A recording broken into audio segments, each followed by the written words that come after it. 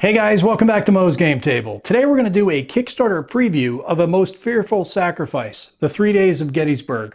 This is a game designed by Herman Lettman and published by Flying Pig Games.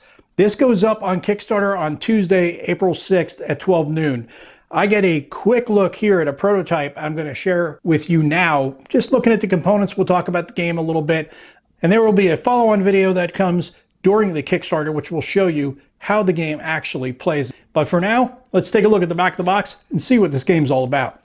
A Most Fearful Sacrifice utilizes a fresh method to simulate Civil War combat titled the Black Swan system, closely related to the fast-action gameplay first introduced in the game The Devils to Pay by Tiny Battle Publishing. A Most Fearful Sacrifice is specifically designed to handle larger battles while keeping rules overhead low.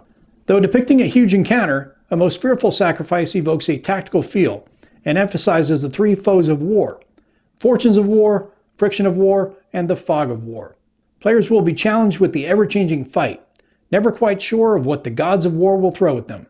There are 13 scenarios included, from small skirmishes that use a portion of one map to the entire 3-day 2-map campaign. And you see an example of the map and the counters here that you'll get in the finished product. And as I said, this is a prototype. That's why things are going to be a little askew when you look at them. But wow, all I can say is this cover is dramatic. I know this is from a painting, and it is an absolutely beautiful painting, a really evocative cover that I think will capture the spirit of Gettysburg and what this game's all about very well. So let's take a closer look at the different components that you'll be getting in the game. And here's a look at the map that comes with the game. It's going to be a 2mm thick mounted map, and it's going to be a very big map, as you can see. Well, you can't see. Honestly, you can't see the whole thing because I don't have the focal length here to show you the entire map. You're missing some parts on the bottom here, a couple of hex rows, and then the same at the top and on the sides. You may be able to barely see the light bluish white up in the top right. That's the turn track. Other than that, there are no CRTs or any other tables on the map. It is just pure terrain and hexes that you'll be using for this really all-encompassing look at Gettysburg. This definitely has a monster game look to it and a monster game feel without really having to dive into a real thick, deep rule book and have to work really hard to get through it. I think this is going to be a very big game in this box, and it looks like it's going to be a beautiful production. Even for a prototype, this looks outstanding. The Rick Barber map is just absolutely gorgeous. It's a total work of art.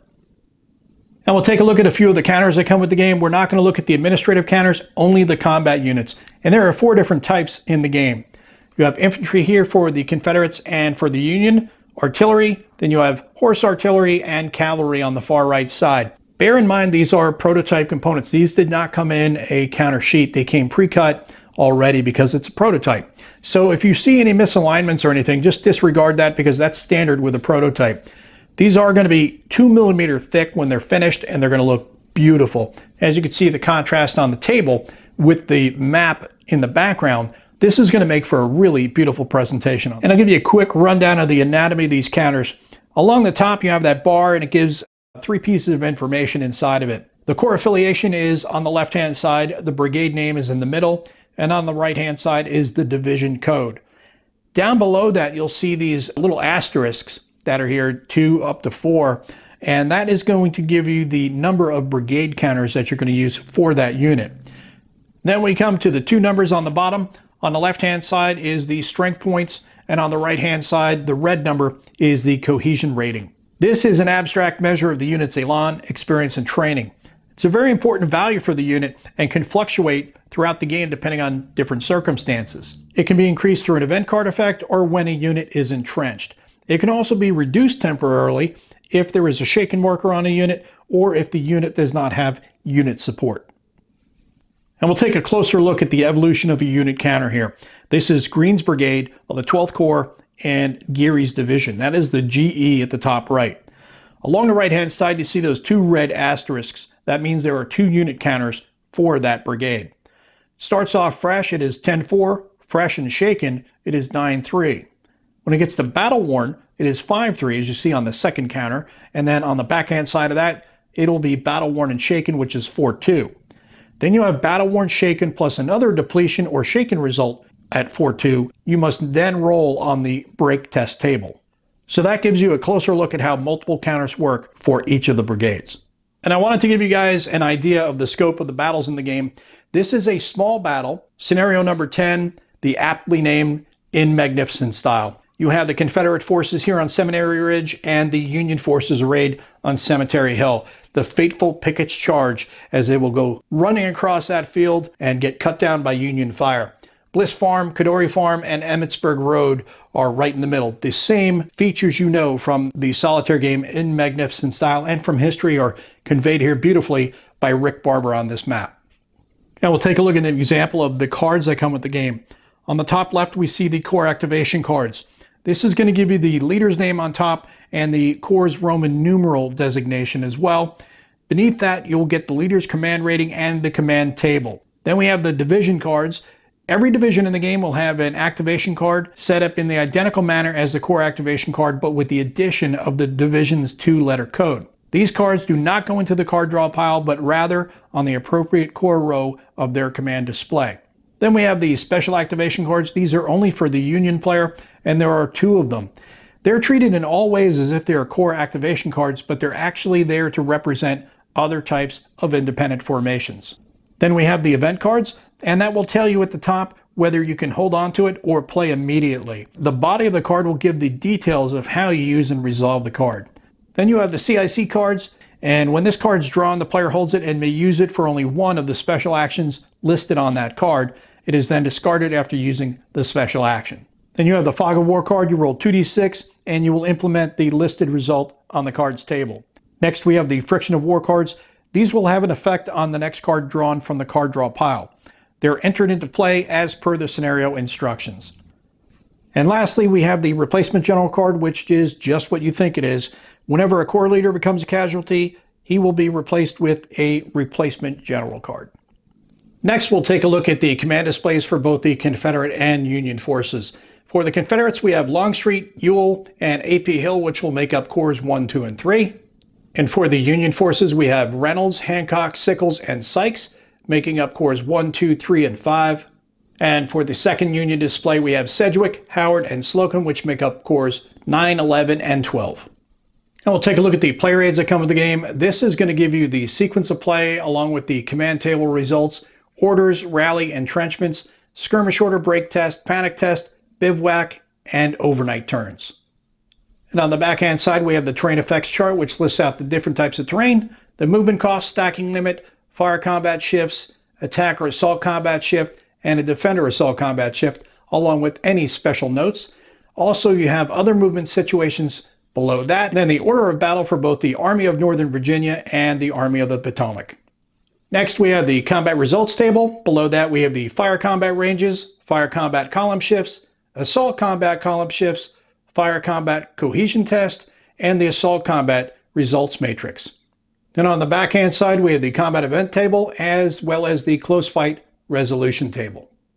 And next we'll take a look at the rules. This is a 31-page full color rulebook. On the inside of the front cover, we have the table of contents for easy rule reference, and then the quote from John B. Hood, which is what inspired the title of this game. I knew that if the feat was accomplished, it must be at a most fearful sacrifice of as brave and gallant soldiers as ever engaged in battle. And then we get to the game components on page 3, a breakdown of the counters and the different types of units that are in the game, your strength points and cohesion ratings, and then we have the fresh and battle-worn sides, and then how you do the unit counters. Remember, we talked about multiple counters based on how many asterisks are on the side of the counters, and then you'll just step loss them all the way down following that formula up top.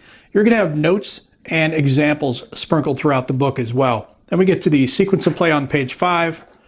That breaks down all the steps for the sequence of play. You have the advanced game turn marker, command decision phase, all the steps for that, preliminary bombardment phase, your card draw phase, all the steps on how to handle your card draws and using your cards in the game.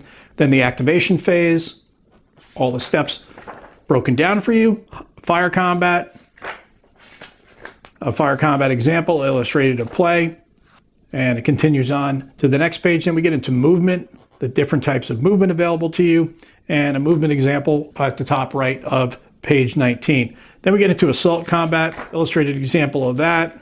So we've got a good number of illustrated examples and text examples sprinkled throughout the rule book so that way you can understand all the different types of rules. Rally, the end phase, your entrenchments, overnight game turns, and then skirmish orders, hex groups, victory determination, and then the comprehensive example play starts on page 25. So it does not go all the way to page 31, just to page 25 that you'll have to look at the rules. So about 22, 23 pages.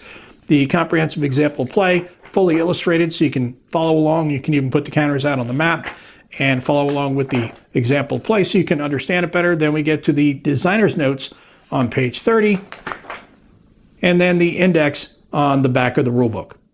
Next, we'll take a look at the scenario book. This is a 31-page book, and it breaks down all the 13 scenarios for you inside. Scenario 1 is the slaughter pen. This is a learning scenario, and you can see there's not that many units here. Union setup and Confederate setup, the reinforcements for both the Union and Confederate sides, and then you have the scenario rules. This is the way all of them are going to be broken down, and then also tells you what section of the map that you'll be using. Just a small segment of the map will be used for Scenario 1, same for Scenario 2, and I love the name, You'll Be Coming Around the Mountain. Scenario 3, The Devil's to Pay, that sounds awful familiar. Scenario 4, An Unexpected Encounter. And Scenario 5, Into the Whirlpool. Scenario 6, Stand to It and Give 'em Hell. Long Street Attacks for Scenario 7. Again, the entire map. Scenario 8, Like Hailstones Upon Rooftops, the entire map. And when you are using the entire map, you can see there's going to be a lot more order of battle and setup there, obviously, because you're using everything. The enemies here is Scenario 9, using the entire map. Scenario 10, in magnificent style, which we've already looked at. Scenario 11, One Continuous Roar. And Scenario 12, All This Is My Fault.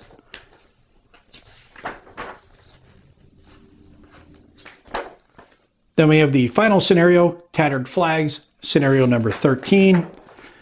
And on the last page, we have the redirected reinforcement sheet and the fatigue and disorganization test. And we are at the back of the scenario book. And that is a look at everything you get inside of A Most Fearful Sacrifice, the Battle of Gettysburg, July 1st through the 3rd, 1863. This is a game designed by Herman Lettman and published by Flying Pig Games. If you have played any of Herman's other Blind Sword system games, you're going to feel very much at home here. The Black Swan system is a derivative of that, and it replaces the chip pull with card activations. You will select the divisions that activate and move those accordingly. The event cards, they're going to add in the fog of war, the friction, and I think it's pretty cool the way it works because some cards, as you do the draw, have to be played immediately. You may not expect that, those bad things or good things to happen at that time. The others, you'll be able to hold in your hand so you can use them when you need them most. So there's that fog of war that you don't know what your opponent has in their hand, they don't know what you have in your hand, and you don't know how that's going to shift the tide of battle at any given moment. 13 scenarios, you can break down all of the different aspects of the Battle of Gettysburg, or you can play the entirety of it. This is a big epic scope battle game in a big box, but without a dense rule set, and I think that's going to make for a really great time for everyone. So don't forget, the Kickstarter launches Tuesday, April 6th at 12 noon Eastern Standard Time. Put that in your calendar so that way you can get a reminder of it and you can be there at 12 noon trying to get one of those early birds because everybody wants to try to snipe the early bird if they can. Stay tuned for the follow-on video that's going to be giving you an example of a playthrough so you can see how the game actually works mechanically. I just wanted to give you a quick preview of the components and an overview of the game itself. And one last note, we will have Herman Luttman on Whiskey Charlie in the next couple weeks, so that will be your time to ask direct questions of the designer and get them answered right then and there. Well, I hope that helps you guys out if you've been curious about this one. If you have any comments or questions, post them down below. Thanks for tuning in, guys. See you next time.